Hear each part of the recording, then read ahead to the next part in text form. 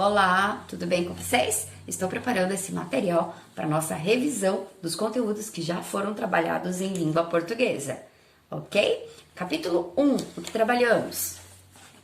Lá no capítulo 1, pessoal, nós trabalhamos quem canta seus males espanta. Lembram disso? Então, quem canta seus males espanta trouxe pra gente as cantigas, né? Relembrando o que é uma cantiga. E dando para vocês outros exemplos que a gente pode trabalhar, que é uma cantiga também. Vamos lá, Adoleta, pirulito que bate-bate, um homem bateu em minha porta, unido unité, são mais alguns exemplos. E na página que a gente trabalhou com as cantigas, a prof trouxe para vocês também paródias. O que é uma paródia? É uma imitação de um texto. Então a gente já tinha o texto ali e trabalhamos uma paródia com ele. Qual é o objetivo? Despertar o riso e ser engraçada. Depois, pessoal, nós passamos para o acento agudo e acento circunflexo. Vamos relembrar o acento agudo e o acento circunflexo. Então, o que a gente fez primeiro? Vamos lembrar o que é o acento agudo e o que é o acento circunflexo. Lembrando da sílaba tônica, que é a sílaba mais forte. E outra informação muito importante a respeito do acento agudo. Eu só posso acentuar as vogais, ok? Então, eu não posso colocar em cima de consoantes, galerinha. E lembrando também que o acento agudo é aquele acento que me dá uma pronúncia aberta do som. Por exemplo, jacaré, saída, café. Então, a sílaba acentuada é a sílaba tônica, que é a sílaba mais forte. E é acentuada com o acento agudo, que me traz uma pronúncia aberta.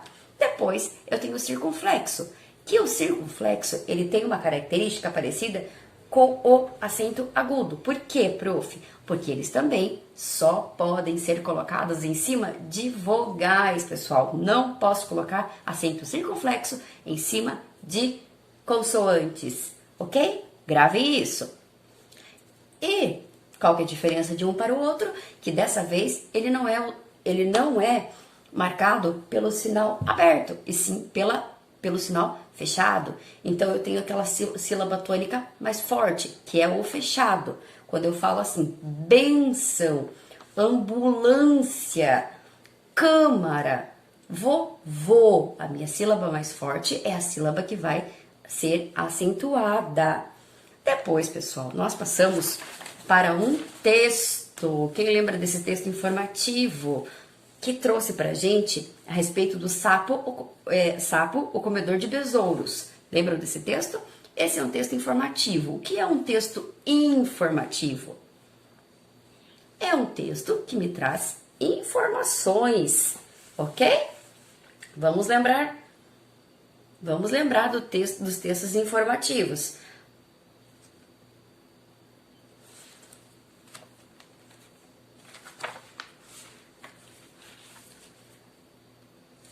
Depois, pessoal, nós vamos para o ponto de interrogação. Gente, o que é o ponto de interrogação? O ponto de interrogação, ele é muito importante pra gente, né? Porque ele vai nos direcionar na frase, né? Como a gente for escrever alguma coisa.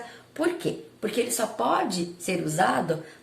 Em que momento ele vai aparecer, pessoal? Ele vai aparecer quando houver uma dúvida ou uma pergunta. E aí, esse sinal, ele indica que nós esperamos uma resposta de alguém. Então, eu utilizo, por exemplo, como você está? Você está bem?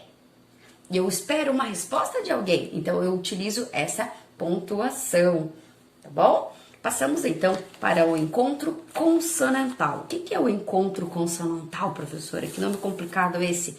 O encontro consonantal é o encontro de consoantes. Então, eu apresento para vocês o encontro consonantal.